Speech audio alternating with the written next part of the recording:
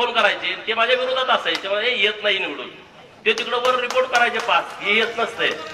पण मला कॉन्फिडन्स होता. डॉक्टर आरडी साहेब, आमची सगळी टीम भाजपची आणि सगळ्या महायुतीची, आम्ही खूप चांगल्या पद्धतीने नियोजन करत होतो आणि लोकांना वाटत होतं की गोपीचंद हा जतमधून आमदार झाला पाहिजे. सगळ्यात जास्त जयंतरावची झोप उडाली होती. जयंतराव झोपलंच नाही. जयंतराव हा एकदम कपटी आणि नीच माणूस असल्यामुळं तो आयुष्यात समाधानी राहत नाही. अहो, मी जेव्हा विधान परिषदेचा आमदार झालो, माणूस एखादा हलकट आणि नीच कसा असू शकतो? लोक म्हणजे गोपीचंद काही बोलतो. आता तुम्ही सांगा, मी विधान परिषदेचा आमदार झालो, माझ्या बरोबर सगळेच आमदार, उद्धव ठाकरे साहेब असतील, आपल्या नीलम गोरेताई असतील, शशिकांत शिंदे हे राष्ट्रवादीतून तेव्हा आमदार झाले, अमोल मिटकरी हे राष्ट्रवादीतून आमदार झाले, अन्य असतील 9 जण आम्ही होतो.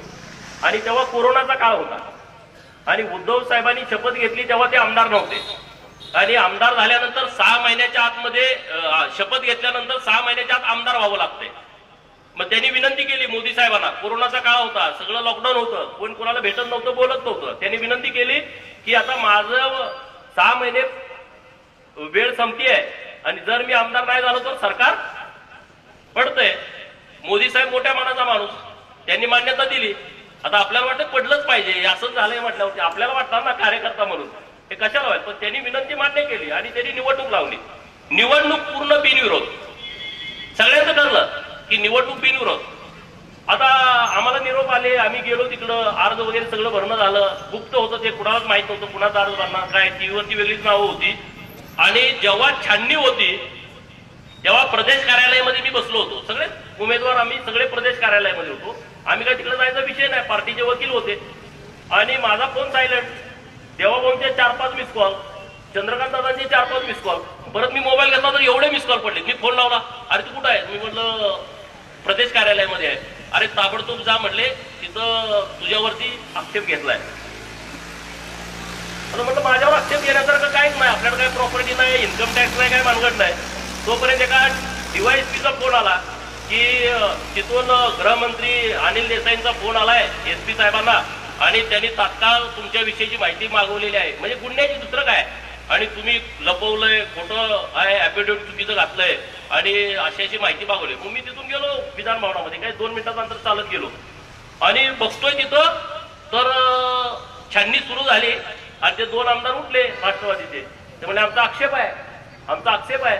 ते निवडणूक निर्णय आक्षेप काय, तुम्ही अजून सगळे अर्ज माझ्या कस्टडीत आहेत, तुम्ही वाचले नाहीत, तुम्ही आक्षेप कसं घेणार?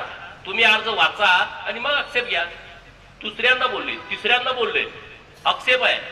अहो ते म्हणले अर्ज आमच्याकडे, तुम्ही आक्षेप नाही, आमचं वेगळं आक्षेप आहे. काय तर गोपीचंद पडळकर यांनी तुम्हाला खोटी माहिती दिलेली आहे आणि त्यांचा अर्ज तुम्ही बाद करा. मग त्यांनी एक नियम वाचून दाखवला. ते म्हणले अर्ज आम्हाला बाद करता येत नाही, तुम्ही हायकोर्टामध्ये जावा. हे प्लॅनिंग कुणाचं? जयंतराव. म्हणजे ही निवडणूक बिनविरोध आहे. मी त्यांच्या पार्टीचा सदस्य नाही, त्यांच्या पार्टीनं मला आमदार केलं नाही, पण ह्याची उगत जळायला लागली आहे. ह्यानं सगळे वकील कामाला लावले. तिथला सरकारी वकील एक त्यांचा कुत्रा होता, तो कागद द्यायला. अरे म्हणलं मी काय असाच पुढारी झालोय का? आणि मग ह्याची साल्टी निघून गेली. याने एवढं व्याप केलं जयंतरावची, पण त्याचा काही उपयोग झाला नाही. माझा ही वृत्ती चांगली आहे का वाईट आहे सांगा? म्हणजे मी त्यांना नीच म्हणतो. आता काय काय परवड, ही काय संस्कृती आहे का? अरे कसली ही संस्कृती आहे का?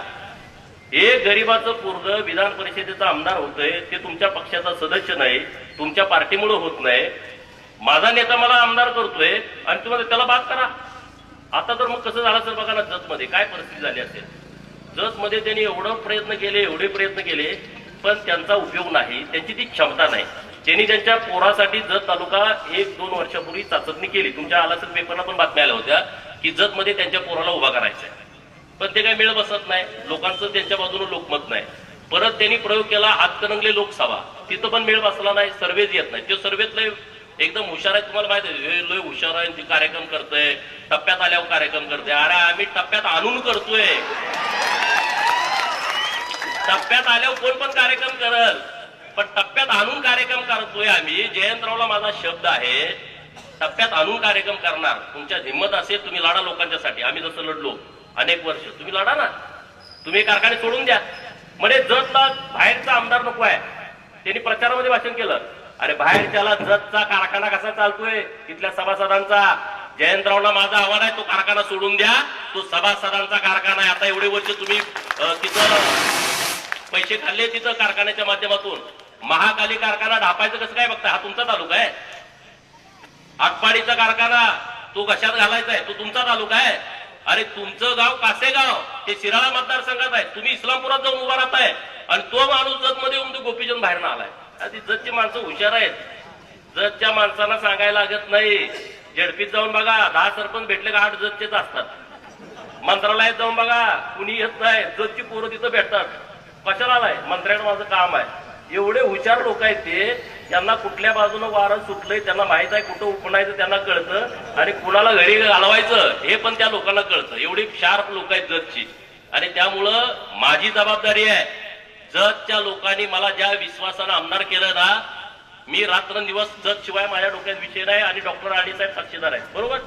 रात्रंदिवस मी पूर्ण वेळ जतलाय. सकाळी मी 7ला निघतोय झऱ्यातनं, तिकडे जातोय, रात्री 1-2ला मी परत झऱ्यात येतो. इतका संपर्क आहे माझा तिथं. आता ते मला आता कोण बोललेच नाही तुम्ही जतला राहायला या. निवडणुकीच्या आधी मला जतला राहायला या, जतला राहायला. आता कुणीच मला बोललं नाही. मी रोज जतमध्येच आहे. मी आता जतमध्ये आलोय, काल पण जतमध्ये होतो, उद्या पण परत जतमध्ये आहे. आणि मी तुम्हाला सांगतोय की देवाभाऊनी शब्द दिलाय जतकरांना, 288 वा नंबर 1 नंबरला आणणार आहे. मी त्याचं प्लॅनिंग करतोय. तुम्हाला कळेल, येत्या 2-3 वर्षामध्ये जतमध्ये बदल झालेला दिसेल तुम्हाला. तसाच बदल कवठेमहांकाळमध्ये पण पाहिजे.